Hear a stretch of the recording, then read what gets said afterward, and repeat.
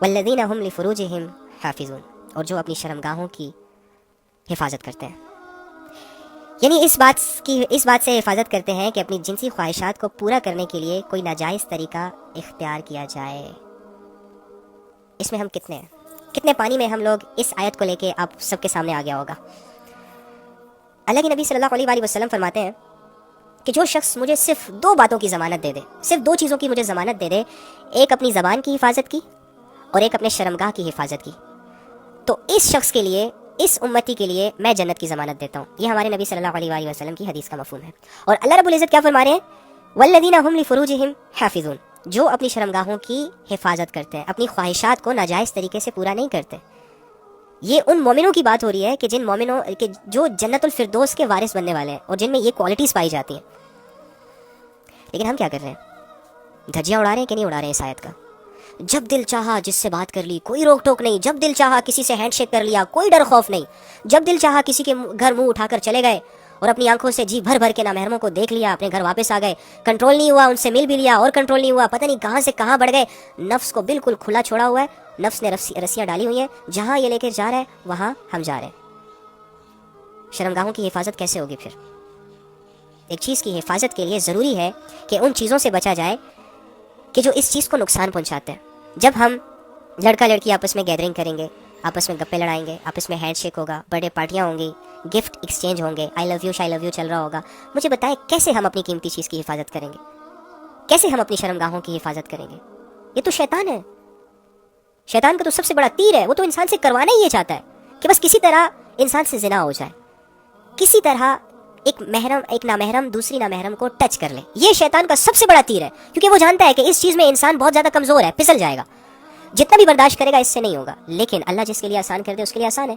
جس کے دل میں تقویٰ ہوتا ہے اس کو ان چیزوں کی ٹینشن نہیں ہوتی، جس کی نظریں پاک ہوتی ہیں، جس کے دل میں اللہ کا خوف ہوتا ہے، جس کے کان زنا سے پاک ہوتے ہیں، جس کے ہاتھ زنا سے رکے ہوئے ہوتے ہیں، جس کی ٹانگیں زنا کی طرف جانے سے رکی ہوتی ہیں، اس نے اپنے نفس پر قدم رکھا ہوتا ہے، اللہ کے لیے اپنے نفس پر قدم رکھا ہوتا ہے، غلط راستوں کو جس نے چھوڑا ہوتا ہے، یقین کریں اس کے لیے زنا سے بچنا بہت آسان ہے، بہت زیادہ آسان ہے۔ لیکن ہم خود ہی اپنے آپ کو زنا کے حوالے کرتے ہیں، یقین کریں ہم خود اپنے آپ کو زنا کے حوالے کرتے ہیں۔ اللہ کی مرضی اس میں شامل نہیں ہے۔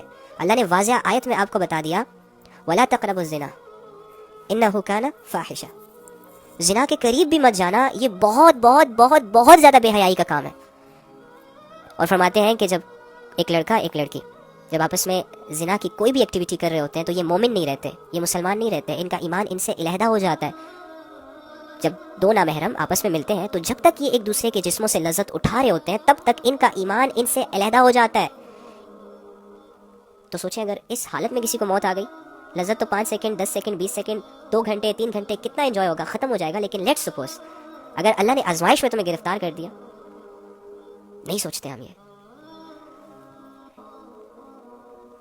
یقین کریں۔ فرماتے ہیں کہ زنا ایک بہت بڑا گناہ ہے، بہت زیادہ بڑا گناہ ہے، یہ چھوٹا گناہ نہیں ہے، بہت بڑا گناہ ہے۔ اسلام میں زنا کی سزائیں بھی ہیں۔ دیکھو اتنا سخت گناہ ہے، میری بات سنو، جھوٹ بولو، جھوٹ پر اللہ نے کوئی سزا نہیں رکھی دنیا میں۔ غیبت کرو، غیبت بھی بہت بڑا گناہ ہے، لیکن اللہ نے کوئی سزا نہیں رکھی غیبت کرنے والے پر کہ اسے پکڑو چکڑو مارو گھسے مارو یا جو بھی کرو، بس کہا کہ توبہ کرو۔ اس کے علاوہ چوری کرنا، اچھا اس کی تو سزا ہے۔ اس کے علاوہ کسی سے لڑائی جھگڑا کرنا، اس پہ بھی۔ لیکن زنا ایسا گناہ ہے کہ جس کے بارے میں اللہ فرماتے ہیں کہ اسے فوراً دنیا میں ہی عذاب دو، دنیا میں ہی اس کو سزا دو، 100 کوڑے لگاؤ۔ اگر اس نے شادی نہیں کی، اگر لڑکا ہے یا لڑکی ہے ابھی تک نکاح نہیں ہوا ان کا اور ان سے یہ کام سرزد ہو جاتا ہے تو ان کو پکڑو اور سب کے سامنے انہیں 100 کوڑے لگاؤ، اور ان کوڑے لگاتے وقت ان پر رحم بھی نہ کرو۔ یہ کون کہہ رہا ہے؟ رحمان، جو سب سے زیادہ رحم والا ہے، جو سب سے زیادہ کریم ہے، جو اپنے بندوں سے بہت پیار کرتا ہے، جس سے اپنے بندے کا دکھ برداشت نہیں ہوتا، اور وہ دکھ درد تکلیفیں جو اپنے گناہوں کی وجہ سے انسان اپنے آپ پر لاتا ہے اللہ ہی پھر اس کو دور کرتا ہے۔ ایسا رب کہہ رہا ہے کہ ان پر رحم نہیں کرنا، نہیں تو کل پھر کریں گے پھر کریں گے پھر کریں گے۔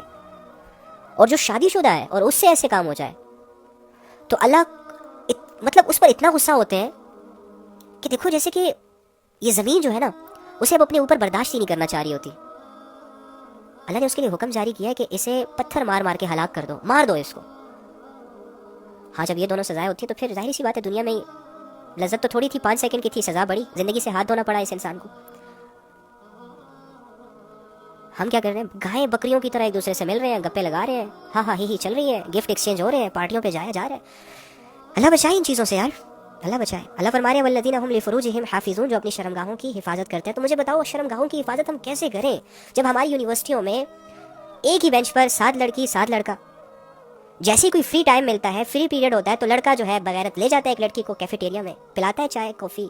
मकसद उसका क्या होता है, लड़की बेचारी नहीं जान रही होती, अच्छी अच्छी बातें कर रहा होता है, भुला रहा फिसला रहा होता है उससे।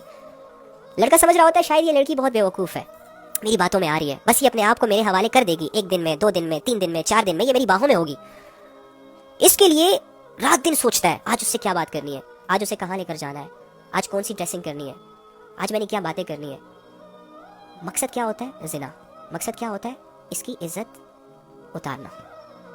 ये प्यार व्यार के झांसे देकर जो लड़कियों के साथ और लड़कों के साथ जो हो रहा है ना, ये लड़का लड़की आपस में एक दूसरे से नहीं करवा रहे, ये शैतान करवा रहा है, लेकिन इनको अकल नहीं है। ये अपने आप को शैतान के हवाले कर देते हैं, फिर शैतान जहाँ चाहे ले जाता है इनको। अरे भाई अल्लाह की मानो, हुदूदों का ख्याल रखो, नजरों को झुकाओ, नहीं झुकाने होता। क्यों? तुम्हारे नबी तो कह रहे हैं कि जब तुम्हारे सामने कोई नामहरम गुजरे और तुमने अल्लाह की मोहब्बत में, अल्लाह की खौफ में उस नामहरम को देखते ही अपनी नज़रों को झुका लिया, तो उसी वक्त तुम्हारे सारे गुनाह माफ़ हो जाएंगे और जन्नत में तुम्हारे लिए एक हूर पैदा कर दी जाएगी जो तुम्हें डेफिनेटली मिलेगी। इस बात पे यकीन नहीं आता तुम्हें, या तुम्हारे इल्म में ये बात नहीं थी? ऐसी बातें तब क्यों नहीं आती? फरमाते हैं कि आंखों का, हर इंसान के मुकद्दर में जिना का कुछ हिस्सा लिखा है, ये डेफिनेटली करेगा। और फिर साथ ही ये फरमाया कि आंखों का जिना नामहरम को देखना है, कानों का जिना नामहरम की गुफ्तगू सुनना है, अट्रैक्टिव बातें सुनना है, तारीफ सुननी है। ओ जी आप तो बड़ी प्यारी लग रही हैं, आपके बाल बहुत लंबे हैं, हाँ आपका हुस्न माशाल्लाह ऐसा है वैसा है, आपके बोलने का अंदाज बहुत अच्छा है, आपकी पर्सनैलिटी बहुत अच्छा है। और वो प्यार के 3 झूठे अल्फाज जो बहुत ज़्यादा फेमस हो गए, मैं तो ज़बान में भी नहीं लाना चाहता इन चीज़ों को, वो भी बोलते हैं। तो ये सुन रही है ना कानों से। इस तरह अगर एक लड़की बोल रही है तो लड़का सुन रहा है, तो ये जिना कर रहे हैं कानों का, इनसे जिना हो रहा है जो इनकी किस्मत में लिखा है। अब हम लोगों में से बहुत सारे लोगों ने आंखों का जिना कर लिया, कानों का जिना कर लिया, इसी तरह मुंह का भी जिना होता है, जबान का भी जिना होता है। एवी फ्रैंक होना, एवी ताल्लुकात बढ़ाना। ओ भाई वो किसी पराए घर की लड़की है, तू किसी पराए घर का लड़का है, उसके माँ बाप उसे यहाँ स्टडी के लिए भेज रहे हैं, इतना ट्रस्ट करके उसकी यूनिवर्सिटी की फीसें भर रहे हैं, इतना पैसा लगाकर वो इनको हॉस्टल्स में सेटल करके, हॉस्टल्स में रख के इनको पढ़ा रहे हैं, लिखा रहे हैं, 5 साल तक इनको अफोर्ड कर रहे हैं। तू इन चीज़ों को नहीं देखता, तुझे ये चाहिए कि बस ये लड़की मेरी दोस्त बन जाए, मेरे ग्रुप में आ जाए, मेरे साथ थोड़ा सा फ्रैंक हो जाए, जब भी इसे कॉल करूं गाड़ी नीचे खड़ी हो या आके बैठ जाए, उसमें बाइक नीचे खड़ी हो बस मेरे पीछे चिपक के बैठ जाए। तो उसकी फैमिली की फीलिंग्स को समझता नहीं है उस वक्त कि एक लड़की कितनी बेबस होती है जब वो यूनिवर्सिटी लाइफ में होती है। वो खुद तो नहीं कमा रही होती, वो खुद तो अफोर्ड नहीं कर रही होती अपने सारे खर्चे, ये जो लाखों की फीसें होती हैं, ये जो लाखों के रेंट होते हैं, ये जो आने जाने का जो खर्चा होता है, ये जो घर आना जाना होता है, ये कौन अफोर्ड कर रहा होता है? एक बाप जो कि हलाल तरीके से मेहनत मजदूरी करके उस बेटी को पढ़ा रहा होता है, और तू इतना नहीं सोचता कि बेचारी है यार, तरस खाने के लायक है। हमें तो ये कहते हैं उस्ताद जी कि जो लड़कियां जॉब करती हैं, जो लड़कियां घरों से दूर होकर स्टडीज के लिए आई होती हैं, उनकी ज्यादा इज्जत किया करो, अपनी बहनों से भी ज्यादा उनकी इज्जत किया करो। कहो क्यों? वो एक पराए मुल्क में अकेली तने तनहा अपने लिए स्ट्रगल कर रही होती है, या स्टडी के मामले में या जॉब के मामले में। हम पर ज्यादा फर्ज है कि हम उनको ज्यादा इज्जत दें, लेकिन हम भेड़िए बने होते हैं, हम नफ्स के भूखे हैं, हमें लज्जतें चाहिए। हम जब देखते हैं ना कि हमारे दोस्तों के पास 6 लड़कियां हैं तो मेरे पास क्यों नहीं है, तो हमें भी जब कहीं से मौका मिलता है ना तो हम वो ज़ाया नहीं होने देते। इज्जत, किसी लड़की को इज्जत बनाते वक्त हमारी टांगें टूटती हैं, लेकिन उसकी इज्जत को ख़राब करते वक्त सोचते तक नहीं है कि किसी की बेटी है यार, इस बाप ने बहुत मुश्किलों से इसको बड़ा किया होगा, जवान किया होगा, लोगों की नज़रों से बचाया होगा। एक माँ ने अपनी बेटी को न जाने किन नखरों से लाड़ प्यार से बड़ा किया होगा। एक भाई यार, भाई, एक नौजवान भाई जिस तरह अपनी बहन की हिफाजत करता है, उफ, समझ नहीं सकते आप लोग। एक भाई को हमेशा ये फिक्र रहती है कि मेरी बहन अकेली जा रही है, कोई इस पर नज़र ना दौड़ा दे, कोई इसके साथ कोई गलत हरकत ना कर दे। सारी उम्र दुनिया के गलत रिवाजों से, गलत नज़रों से उसको बचाता फिरता है। एक लड़की के पीछे एक पूरी फैमिली की एक स्ट्रगल होती है, एक पूरी फैमिली की सोच होती है। और वो लड़की जब हमसे सिर्फ 10 मिनट के लिए फ्रैंक होती है तो हम पता नहीं उसे कहाँ से कहाँ ले जाते हैं बगैर सोचे समझे। तुम तो वैसे ही होगे, सेठ रहोगे, नवाब रहोगे, तुम्हारी इज्जत में कोई कमी नहीं आएगी, लेकिन तुमने सामने वाली लड़की, फूल जैसी लड़की को तबाह कर दिया, बर्बाद कर दिया।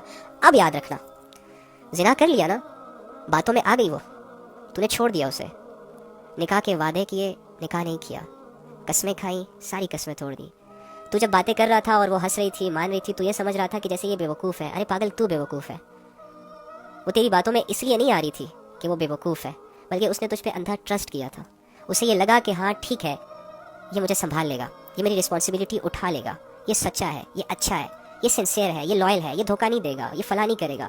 حالانکہ یہ لڑکی کی غلطی ہوتی ہے، لیکن وہ یہ غلطی کر بیٹھتی ہے دل کے ہاتھوں مجبور ہو کر.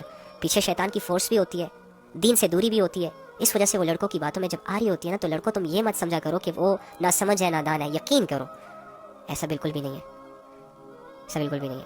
البتہ تو جب اس سے زنا کر کے چھوڑتا ہے نا، تو تجھے تو تیرا مشن پورا ہوا دکھائی دے دیتا ہے، اور اسے تو آزمائشوں کے حوالے تو کر دیتا ہے. چلو کوئی نہیں، 1 مہینے 2 مہینے 3 مہینے بعد وہ ٹھیک ہو جائے گی، بھول جائے گی سب کچھ.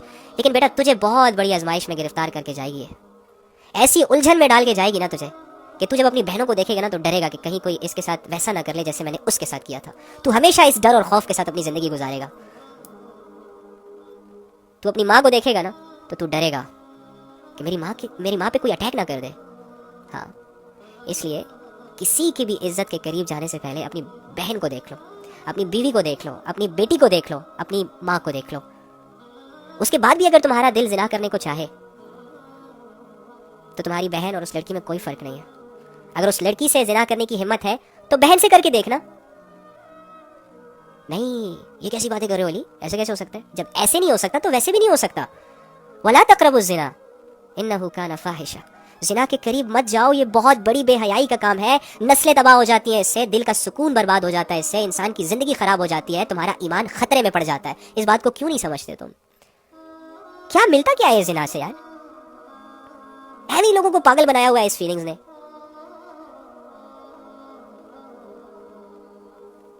اللہ ہم سب پر رحم کرے، اللہ ہم سب پر رحم کرے.